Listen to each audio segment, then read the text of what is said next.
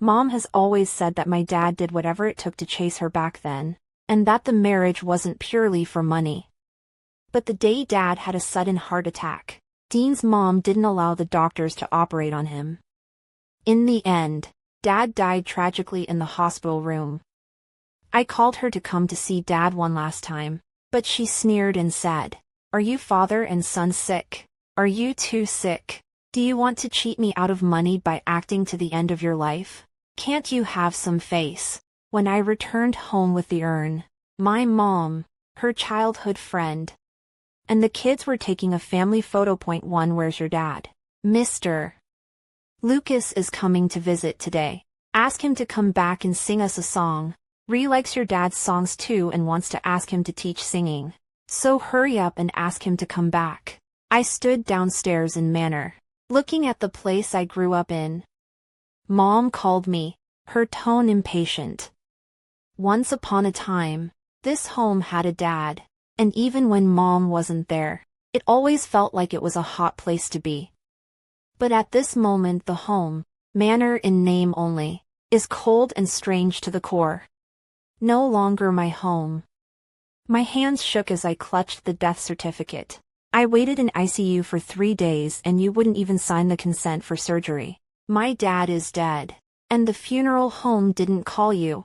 The doctor didn't call you. I tried to control my shaky voice as best I could, each word sounding like it was being squeezed out of my chest. "Ethan, I'm warning you not to be unreasonable here. Your father has grown so capable now that he has the audacity to join forces with you to fake his death and lie to me, letting him down, and I can't wait for him to go down sooner." Her tone was sharp and piercing, brutally piercing my heart, making me so sore that I couldn't breathe. At this time, the phone suddenly popped up, a microblogging hot search, medical queen and pianist, talented son, sunshine loving family photo on the mother and Lucas, father and son happily snuggled together. The number of likes has exceeded 1 million. The first hot comment reads, "This is the model family." I breathed a sigh of relief, clicked on Lucas microblogging. The latest news came to my eyes. Prosperity Hospital VIP ward photo, with the following text. "I remember everything you've done for me. Between the lines, there is a deep love." I trembled and clicked on the comments section, and the netizens' blessings came like a tidal wave. "NVE Dong and Lucas the virtuoso. What a divine couple. Wish the two of you 100 years of good luck. Click on the like as a casualty. E Dong is really a winner in life. Career and love double harvest. Every blessing is like a poison dagger, stabbing me all over." My parents were secretly married, except for the Victoria family. Almost no one knew about their relationship. They were strangers in hospitals and other public places. Lucas, who has leukemia, has only been back for a short time, and has kept the hospital busy, with all the top medical resources going to him, and my mom at his bedside all day long. Imagine when my dad used to have a stomach operation, he could only get a cold sentence from her. "If you're sick, go to the doctor. I'm not medicine." Funny, however, when Lucas and his son Ryan had any headache or fever, my mom called in the city's top specialists, wishing she was the cure-all to cure them immediately. In everyone's eyes, Dad and I stood in front of Lucas and Ryan, and everyone just assumed that they were Victoria's real family. I was beyond angry yet helpless, but my dad always advised me, "Don't blame your mom. There's a misunderstanding between us. She'll be fine when she figures it out." But what kind of misunderstanding would make her indifferent to us for 18 long years? Even when Dad was lying on the hospital bed, the moment before he died, he was still defending this woman. "Your mom is very busy. Don't blame her. Dad can't hold on any longer. Remember to live happily ever after." The very moment he closed his eyes, I saw a tear slip from the corner of his eye. I knew that that tear held years of his heartache and helplessness. But this broken home, why should Dad be the only one to bear the burden? The cell phone ringtone rang shrilly again, and Mom's icy voice came out. If you don't bring your father back here in 30 minutes, neither you nor your son will be allowed to enter this house in this lifetime. I clutched my cell phone in a death grip and growled into it. Victoria, you're a psychopath. If it wasn't for you for that asshole Lucas, how could my dad? My voice choked as I said the last. The pain that tore through my heart was like a flood breaking through the dike, drowning my entire being. Ethan, for the last time, come back here right now. Mom interrupts me without an ounce of emotion. I took a deep breath, trying to suppress the emotions that were about to break down, and said, word for word, they'll say it one last time too. You're finally relieved that my dad is dead. Your favorite white boy Lucas can finally be on top. And you, the scumbag couple, can finally be together openly and honestly. There was a moment of silence on the other end of the phone, and then came his mother's even angrier voice. Ethan, uneducated thing. I'm your mother. How dare you talk to me like that? Mom, I sneered. Do you deserve it? My dad's body is still cold and you're thinking about your unattainable love. Do you have any humanity left? Well, you've got your wings, haven't you? If you don't want to come back, don't ever come back, Mom said and hung up the phone fiercely. Not long after, I received a text message from the bank informing me that the account had been frozen. The freezing of my bank card meant nothing to me because there was very little money left in it.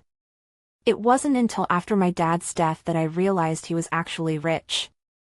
He had been a famous singer, making hundreds of thousands of dollars from a single concert, and this money he had secretly saved in a fund for me, of which Dad knew nothing.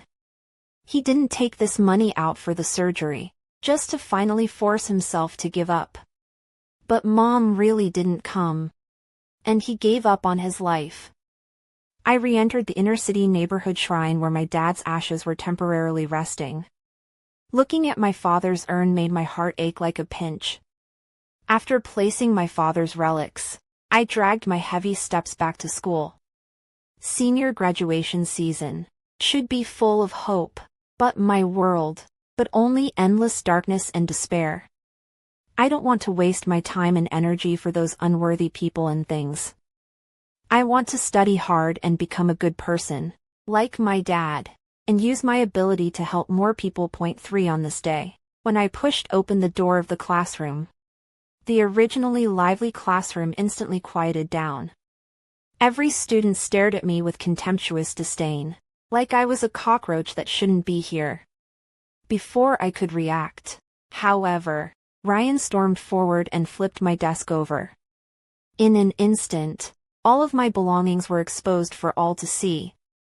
Did you steal the designer watch that Mom gave me? You despicable thief. Hurry up and give it back to me. He looked at me with anger, but I caught the flash of smugness in his eyes. Mom recognized him as her son so quickly. He said it on purpose to irritate me. A pang of bitterness tumbled through my heart. But on what basis did he say that I stole his watch? Just when I wanted to defend, a rich second-generation classmate who was close to him suddenly grabbed me by the collar, and his tone was full of mockery and contempt. You, an inner-city neighborhood beggar, is also worthy of wearing a watch. There is no mistake. Give it back to him or I'll beat you to death. I tried to keep my voice calm. If you say I stole it, then please show me proof. Ryan stepped forward, his eyes red, and said with an aggrieved look on his face, how can your family afford a watch like this when you're so poor that you can't even afford to eat? However, these words did not exchange for their calmness, but instead triggered a bigger commotion. Some people threw up their fists and slammed them hard into my face. Trash like him should be in juvenile detention. In the midst of all the chaos, Ryan, however, falsely wiped away tears that weren't there at all, and seemed to take a little pity. His family is so poor. At this moment, I felt incredibly angry and humiliated. But the persistence in my heart for the college entrance exam kept me from breaking down. Fingernails deeply embedded in my palm, I tried to suppress the anger inside. There are still 89 days left before the college entrance examination in any case. I must not stop school. Just then, I saw the class president walk in. Just then, the class president walked in. She was excellent in her studies, had a sweet face and a very distinguished family background, and was always known for her fairness. The moment I saw her, it was as if I saw my last hope. Class president, I didn't steal Ryan's watch. If I really did take it, please ask them to show proof. The class president looked at me and then turned to Ryan, who was in a pitiful state. If you say you didn't steal it, do you have to show proof as well? Or do you think Ryan's classmates have wronged you? His words were like the final nail that nailed me to death that instant, and the remaining glimmer of hope in my heart was dashed. Even this always fair class president couldn't remain completely neutral in the face of power and position. No one would stand up for a student who had no one else to turn to. Point 4. Ryan approached in style, and with a hint of a contemptuous smile, grabbed my wrist and ripped off a watch. A customized model from Patek Philippe.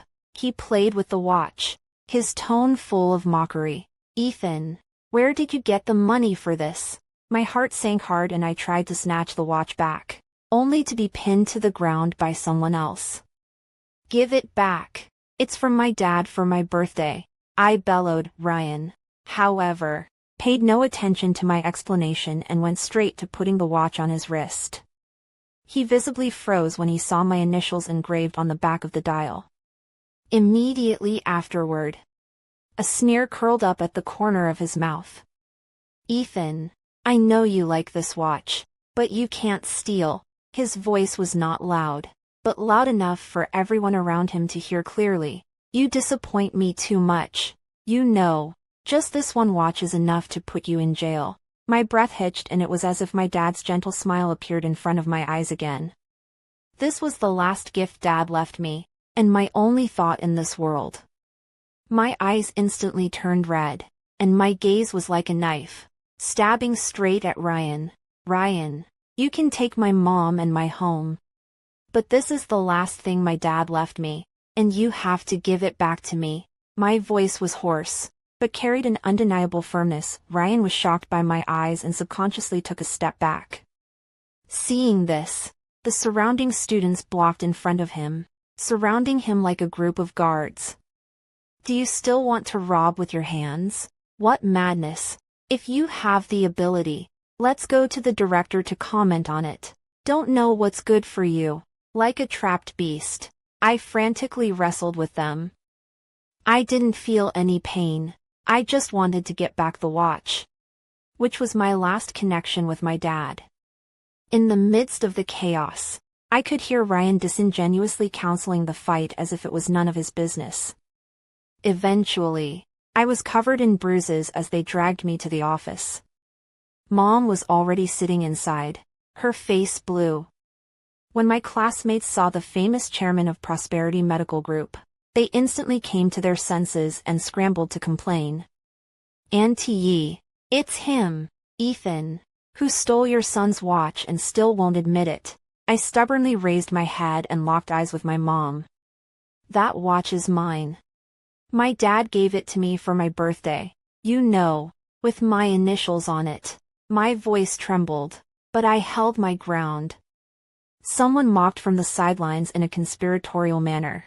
How would Auntie Yi know about the watch your dad gave you? What kind of relationship are you climbing up here? Mom's gaze darted back and forth between Ryan and me with complicated eyes. I flopped to my knees. That's the last thing Dad left me. Let Lynn's sick hen give it back to me, please, Mom. 5. I abandoned all my dignity and begged her for the first time. However, the jeers around me came like a tidal wave. A poor student actually dares to call CEO Victoria Mom. What a big dream. That's right. Who in the whole school doesn't know you're poor? How dare you steal and not admit it? This kind of scum doesn't deserve to go to school with us. Kicked out of school. Kicked out of school. Mom's eyes flinched, and the thin heels on her feet stepped on the floor with a crisp sound. Splat. With a loud bang, The folder in her hand slammed down hard on my head, shaking the entire office. Rebel child. Is that what I taught you? Lying, stealing, and any other bad behavior that I don't know about. The entire office fell into a deathly silence. Someone whispered, could Ethan, the poor student, really be CEO Victoria's son? Who knows? But it's called rebel child. So maybe it's true. I thought she was finally going to acknowledge me in public. Instead, she coldly turned to everyone and said, sorry classmates. This is my adopted son that I recognized. I have neglected to teach him over the years. I never thought that I would let him learn to be bad. My heart sank hard and I looked at her incredulously. This woman in front of me has never been so strange and disgusting to me as now. It didn't hurt to be smashed just now, perhaps because my heart was already numb with pain. From this moment on, Victoria was no longer my mother. So it's an adopted son. I told you, the Victoria family is so powerful. How could they have a loser son like Ethan? That's right. What's so great about an adopted son? I sneered. Adopted son? Do you dare to do a paternity test? If I'm your adopted son, then who's my mom? Ryan, a bastard you can take as a son. It's hard to believe that he's a bastard you gave birth to outside behind dad's back. You a foster son. Food and clothes are all risks. Now you are still envious of him. Really wolf-hearted. That's right. Ree is so gentle and kind. If you bully him again, we won't let you go. Ryan came over and stared at me provocatively. You said this watch is your father's legacy, but it's clearly a gift from Mom. Why don't you ask your dad to claim it? I slapped him hard in the face. You're a bastard and you're talking about my dad. Your dad's a homewrecker, and you're a son of a bitch. A few of Ryan's lapdogs saw this and immediately lunged at me. 5 or 6 of them dragged me to the corner, where I saw Victoria carefully straightening Ryan's collar as if nothing had happened. They punched and kicked me, and I curled up in the corner, the pain in my body nowhere near as bad as the coldness in my heart. In the afterglow, I saw the disgust in Victoria's eyes, and her last words completely extinguished what little hope I had in my heart. Just disobedient adopted son. Time to teach him a lesson. Mom didn't look at me for a second, and moreover never took a step forward. It wasn't until the director spoke that I was spared more torture. I lumbered over to Victoria and picked up the hobby knife from the director's desk. You've raised me for 18 years. Don't worry. When you're old, sick, and the Lin family's mother and son ignore you, they'll definitely give you a pension. As for paternity, I rolled up my sleeve and slashed my arm hard with the art knife. Slash after slash. Blood dripped down my pants and onto the polished marble floor. The people around me were stunned in disbelief. The class president and director tried to stop it. But it was too late. They'll pay you back for your blood now. The bright red blood stimulated everyone's vision and shocked their hearts. From now on, I sever the mother-son relationship with CEO Victoria. Before everyone could react, I had already walked to the door and gave a cold, sidelong glance at the class president in the doorway. Turning away, I never saw her hand frozen in midair again. 6 After the storm, it was as if the mute button had been pressed on my world, and it was dead silent. There was no more gossip, no more people deliberately targeting me. Only something inexplicable always appeared in the desk. At first, it was a recharged cafeteria meal card. Then it was a fountain pen, black and heavy in my hand. Finally, I grabbed Vanessa's wrist as she shoved yet another object into my desk. Enough with the fake handouts, class president. I coldly shrugged off her hand. Vanessa froze for a moment and then pulled out a flash drive from her pocket and shoved it at me. I'm sorry. I just wanted to make up for my mistake. I misunderstood you before. My teacher checked the surveillance and it was Ryan himself who lost his watch. I took the flash drive and a chill spread from my fingertips to my entire body. I get it. But I don't need you to make amends and stop doing these pointless things. The truth came out. But I didn't feel relieved. Ryan was transferred to an international class and was never heard from again. He and I never crossed paths again. At the end of the school day, a Maybach stretched arrogantly in front of the school, and in the hustle and bustle of the crowd, I caught a glimpse of a familiar face. Victoria, my mother, rolled down the window. Let's talk. When I needed her, she called me an adopted child and let me be beaten. Now that I don't want her, she's come to claim me instead. I clutched the strap of my book bag, my knuckles whitening as the bitterness in my heart spread. Talk about what? About how she cold-blooded my dad and drove him to the brink of depression, or about how she purposely obstructed the doctors from operating on my dad, watching his condition deteriorate and eventually passing away. Talk about what? I forced myself to look straight at her as I fought back the soreness in my eyes. About how you drove a man who loved you to the brink. Talk about how you buried his life with your own hands. Victoria's face changed slightly. Her eyes flashed a trace of panic, but she quickly regained her composure. I'm sorry, Your father's matter. I also just know. Who would have thought that? I sneered out, with a hint of impatience in her tone. Ethan, what kind of attitude is that? I'm your mom. Mom. I sneered, my heart pounding. Do you deserve it?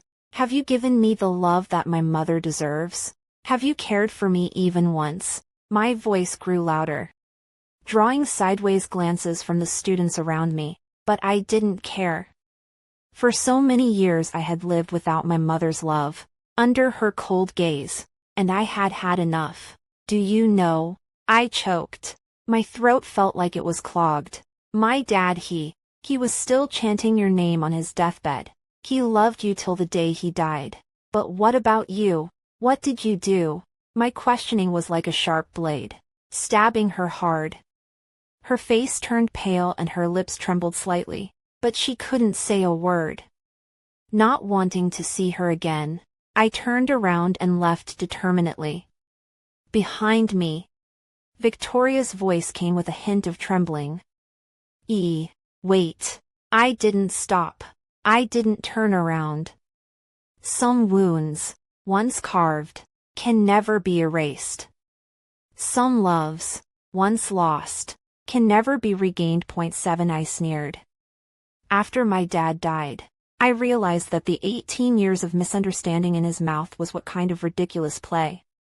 18 years ago, Lucas, a pianist with leukemia, was tricked by a man into going abroad, and Victoria became the victim of a painful loss. She goes to bars to indulge herself. My father, then a bar singer, was mistaken for Lucas by Victoria, who drugged his drink and lured him into a night of sex with her. When she wakes up, Mom thinks Dad has drugged her and sets a gentle trap for him to fall into.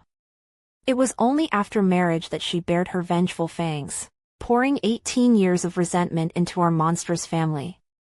For 18 years, my father and I lived under her shadow, unable to feel a trace of family warmth. She never acknowledged our existence, and wouldn't even let me call her mom. My father used to say that Victoria used to love him very much, but all I could see was endless indifference and harshness. Every time I saw her, I felt suffocated. Since Lucas and his son Ryan returned home, Victoria seemed to be a different person. She would accompany Lucas to the mall and pick out gifts for him. She would personally take care of Ryan's transfer to a new school, no matter what. She would acknowledge their relationship with great generosity and let them bask in the world's blessings. My father and I, on the other hand, were like two shadows that couldn't see the light of day, forgotten in a dark corner. Some people say that in love, it is the unloved who is the third party. What's funny is that the one who really started it all played the victim for 18 years, tormenting my father as well as me. She wants to whitewash herself. It's impossible.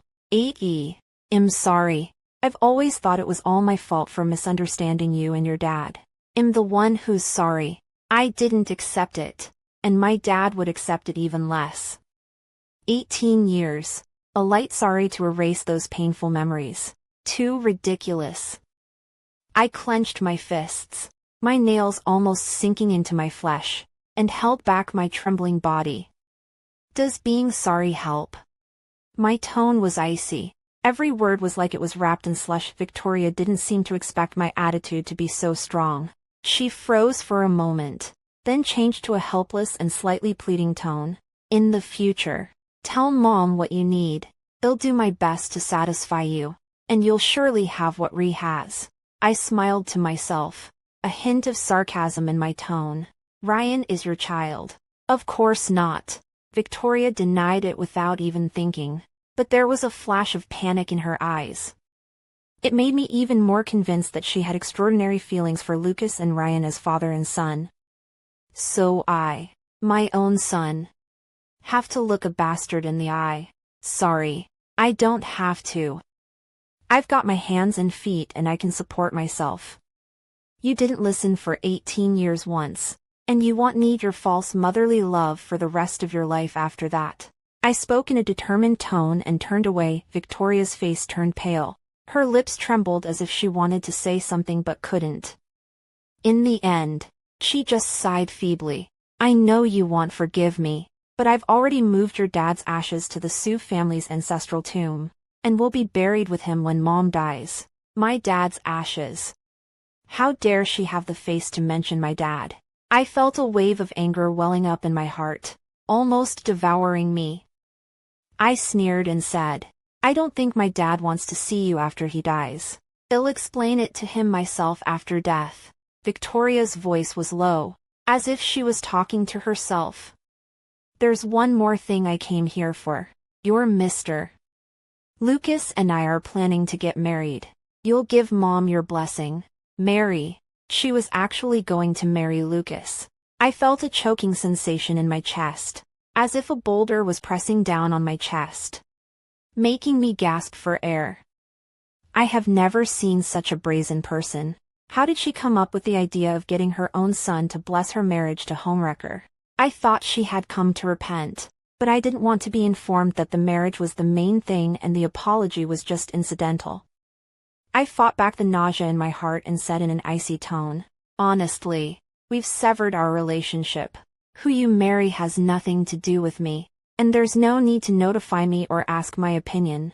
I paused and continued, but I still have to say, your ex-husband's corpse is still cold. Are you so impatient to marry your new love? I know you won't agree, but just so you know, I've been separated from you, Mr. Lucas, for 18 years, and am never letting go this time. Victoria's tone was firm, as if she was ready to break with me. Expectedly, I've been disappointed in her for a long time now. I just got chills for my dad. It was as if my heart had been emptied. Empty. Only endless sadness remained. I turned away, no longer looking at her. 9 The moment the car pulled into the villa, my heart sank hard. I didn't want to set foot here, but I had to come back to retrieve the things I left behind. Who knows? Just as I entered the door, the maid rushed out in a panic. Ma'am, sir is going to kill himself with pills. Go and see. Victoria, my mother, always a calm and self-possessed strong woman, at this moment even seeking death for a man. I watched as she rushed into the house like a madwoman, anxiety written all over her face, and my heart was full of mixed feelings. Inside the house, Lucas leaned weakly in Victoria's arms, and the two of them embraced each other tightly, as if there was only each other left in this world. Qinghuan, after all these years of going around and around, I thought we could finally be together. I love you, and am willing to do it even without a name. But I know Eth will definitely not agree. Without you, what's the point of me living? Lucas said as he was about to grab a handful of pills and shove them in his mouth. Victoria and Ryan saw this and rushed to stop him. I stood in the doorway, coldly watching this shoddy play, sneering in my heart. Victoria, You are the chairman of Prosperity Medical Group. How could you be fooled by such a shoddy performance? Love really makes people lose their minds. Suddenly, Ryan fell on his knees in front of me. I didn't dodge and let him kneel. It was what he owed me, what he owed my dad. I'm sorry. It was all my fault before. But Mom and Yi Dong truly love each other. Can you bear to see my mom die? Please fulfill them. Ryan's voice was tinged with sobs. If you don't want to see me, I'll go. I'll stay far away from you. Let my mom go. Okay. She has loved Yi Dong for so many years. And it's painful to love but not to be loved. Please, let her go. After saying that, he actually really started to pack his luggage, making a gesture to leave. I came here just to retrieve my things and watch the show in the meantime, but I didn't expect that this fire would burn onto myself. It seems that this is clearly a big show for me to watch. Enough. This is your home. Where do you want to go? Victoria scolded sternly. But Yi Dong, doesn't see me in a good light. After all, he's your son, Ryan whimpered. I also want so much for you to really be my mom, so that I don't have to suffer so much. Mom, I don't want you to be embarrassed. It's better for me to go. I watched them sing in unison and just felt the irony in the extreme. Sure enough, the third-party son was a master at acting. Ryan was really doing whatever it took to get what he wanted. Point 10 with my arms wrapped around me. I stood by coldly and watched the farce, like I was watching a poorly staged clown show. Their purpose was clear. They wanted to kick me out of the house so that Victoria and Lucas could get married. Well, what a waste of time. I don't care to stay here. I can't wait to get out of this suffocating cage. Victoria looked at me with disgust and indifference in her eyes. Ethan, are you satisfied? You're happy that you've stirred up this family and made it impossible for everyone to live in peace. Let me tell you, I'm in charge of this family. Don't think that just because you're my son, I'm going to accommodate you. Tomorrow, you move out. When you're Mr.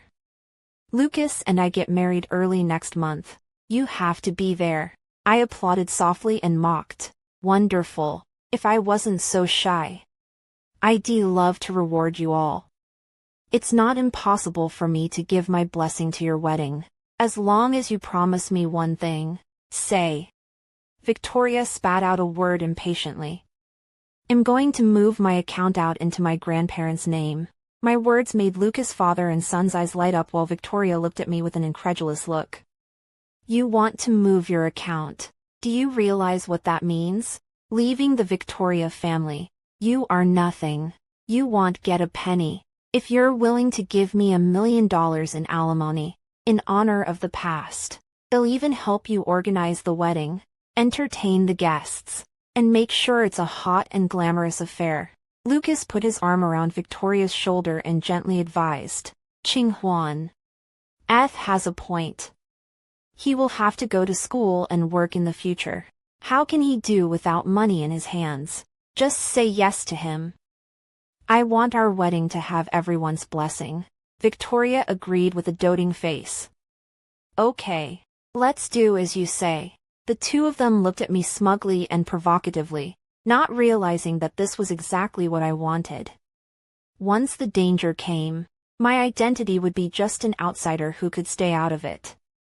The procedure of moving the household registration was surprisingly smooth and fast.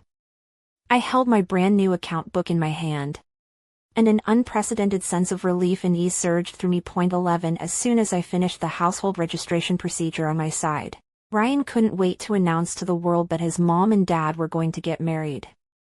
The circle of friends instantly fell, filled with blessings for Lucas and Victoria. Some people envy Lucas' years of hidden marriage finally keep the clouds open to see the moon. Some people praise Victoria to Lucas in love. The blessings were overwhelming, as if they were a match made in heaven. Soon after, Lucas also posted a message on Weibo, showing his love in a high-profile, my MS. Yeah, going round and round. I wish to be hand in hand with you in this life for a white head. Immediately after that, the official account of Prosperity Medical Group released a heartfelt confession in Victoria's name. My Mr. Lin, the promise of a white head. This life is not to be lived up to. This wedding had become the event of the century, dominating the headlines of all the major media outlets and triggering a nationwide buzz. Of course, the school wasn't spared either. The students who used to treat me with respect now looked the other way. Look. Ryan is the real young master of the Victoria family, unlike some people who really think they are the son of a noble family, and don't even look in the mirror. A chicken is a chicken. It can never be a phoenix. The sarcastic taunts were endless, while Ryan hypocritically urged, "Don't say that. F is also my brother. I don't want him to feel bad." Saying that, he walked to me and handed over a gold-stamped wedding invitation. Mom and Dad would like you to come to the wedding. What happened before is in the past. After all, we are family. The surrounding lapdogs immediately started waving their flags. Look at how kind young Master Lin is, repaying grudges with kindness. Ordinary people can't do that. Some people are just ungrateful wretch, want to squatter. Don't even look at themselves to see if they are worthy. Ryan enjoys the stars, as if he's the prince on high, and I, just a humble beggar. He looked up to the back of the slant and his body suddenly froze.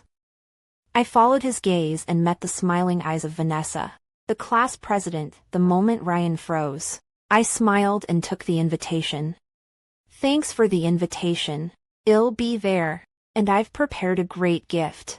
He obviously didn't expect me to agree so readily, and the smile on his face froze. His usual trick was to provoke me first, then disguise himself as a victim to gain sympathy and let those followers stand up for him. This time he didn't pester me and went back to his seat. Probably his mind had already gone to Vanessa, the daughter of real estate tycoon Lou's family, who was gentle, beautiful, and a bully. The goddess in the hearts of many boys in the school. I used to think that she liked Ryan, and Ryan seemed to be interested in her. But then I realized that it was just his wishful thinking, and Vanessa's attitude towards Ryan was always light. I just want to finish my plan now. Everyone else, it's none of my business. What's more, Vanessa is not a good person. It's better to lock up with Ryan, so that she won't come out to wreak havoc on others again. After school, Ryan blocked me in the restroom, his eyes pleading, as always, putting on a pathetic face. Please, stop pestering Zhao. It's impossible to marry the Liu family's daughter with a status like yours. I turned on my cell phone recording and absently washed my hands before walking over to him and flinging the water droplets from my hands at his face. Ryan. It's just the two of us. Why are you pretending? His expression changed instantly, resentful, sinister, provocative. What's wrong with pretending? It's fine if other people believe it. Those idiots. I say a few random words to stir up trouble and they charge in for me like underlings. Haven't you seen that before? So you don't consider them friends at all, just tools. Friends. Don't kid yourself. I only make friends with people who have value to use. Not worthy yet. So Vanessa is also someone of use. Vanessa's family is rich and good-looking. It's normal to like her. Now I'm the real young master of the Victoria family. I'm qualified to marry the Liu family's daughter. And you won't have a chance in this life. Then I congratulate you in advance. And also, I'm not interested in Vanessa. That better be the case. Otherwise, they'll make you not even be able to pass the college entrance exam. I let out a sneer and turned around to leave. Victoria was able to torture my dad for so many years. Lucas was a trickster, and his son was just as sinister and vicious. I really want to see what will happen when these three people bite the dog. As for the college entrance exam, it is not certain who will die. 12 These 2 days school vacation. I secretly went to the villa side. I know that they are going to take wedding photos today. and there are only maids in the house. Which is really a heavenly opportunity for me. I pushed open the door of the villa and walked straight in. The maids had already treated Lucas as the master of this house. Their attitude towards me was naturally much colder. "Young Master Su, what are you doing here? Does Madam know?" A servant stopped me with a hint of questioning in his tone. "I came to get my mother's things." I spoke in a calm tone, not wanting to bother with them. "I've already told my mom, since Victoria knew." They naturally couldn't say anything more and could only let me in. I smoothly entered Victoria's study. She was usually so cautious, but only in her home was she unguarded. I didn't know if she was too assured of me and Dad, or too trusting of Lucas, that she would put such an important thing right in front of me like this. The evidence I wanted fell into my hands so easily. Today was truly a day to celebrate. When I got home, I sent the compiled Prosperity Medical Group blackmail to their competitors with the specific instruction to make sure it was public on the day of the wedding. On the day of the wedding, I arrived at the venue and was surprised to see Vanessa, who walked up to me with an anxious look on her face. "Ethan, how dare you come? Aren't you afraid that this is a hongmen banquet? Then what are you doing here?" I asked her back, a hint of impatience in my tone. She shook the invitation in her hand. When Victoria holds a wedding banquet, she will naturally send invitations to everyone in high society. What's so strange about me coming? In that case, let's do our own thing. I don't know your purpose for coming here, and I don't want to know. And please don't pester me again in the future. I finished speaking and quickened my pace, trying to get away from her. She, however, followed me closely. "Are you still angry about what happened the other day?" "I was wrong. I apologize to you." "Okay."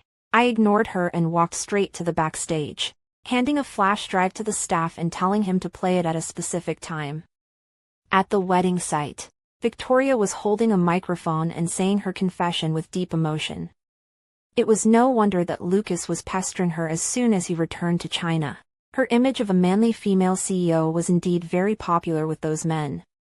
Coupled with her deep and devoted persona, it was expected that the group's stock would go up another wave. It was just a pity that it would all come to an end. "Zhengyan, my favorite man in this life, not only have I loved you for 18 years, from the first time we met, I fell in love with you at first sight. In the past 18 years, you have washed your hands for me, accompanied me in my suffering, and for the sake of my career, you chose to marry me in secret. You have given so much for me, and because I have you behind me, I am where I am today. Everything you've done for me, I've kept in mind. From this moment on, I just want to open you up to the public, so that you can officially become my husband and the happiest man in the world." A chorus of shouts and praises rang out from the scene. Yi Dong is really a good woman, beautiful looking, gentle and rich. Mr. Lin is so happy. That's right. Nowadays it's hard to find a female president who is so affectionate and dedicated. Some people were envious. Some were jealous. I laughed coldly as I looked at the pair of scummy men and women on the stage, my heart filled with mockery.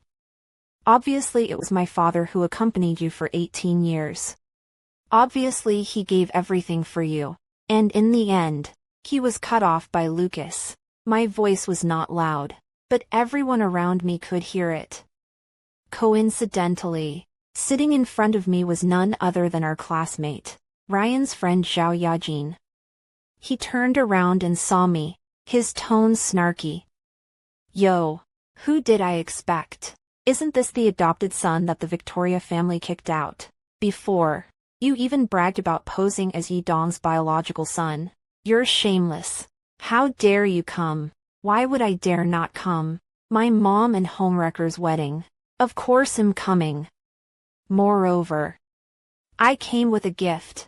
My tone was icy cold and my eyes were full of provocation. Ryan ran over to me and tried to explain to the crowd. "Guys, I'm really sorry. This is my mom's adopted son. He wants to be the real young master like crazy. So don't listen to his nonsense. I shook off his hand violently. Don't touch me. I'm too dirty. I spoke coldly, each word piercing them like an ice pick. Ryan, you're just like your father. It's disgusting.